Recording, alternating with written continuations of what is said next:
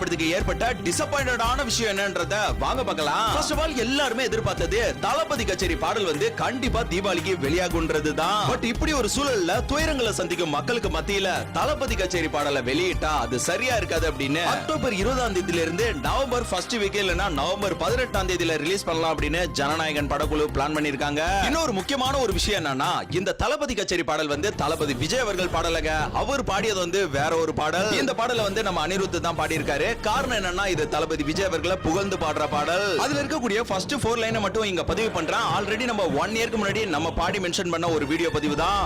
ஆரம்பிக்கலாமா? ஹே அங்க கொஞ்சம் பாரு, தளபதி பாட்டே அதிரடிடா.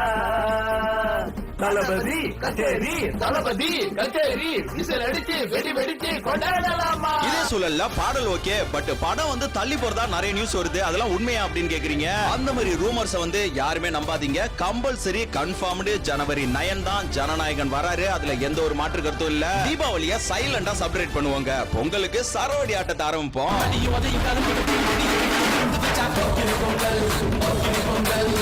கரூர் இஷ்யூவால ஜனநாயகன்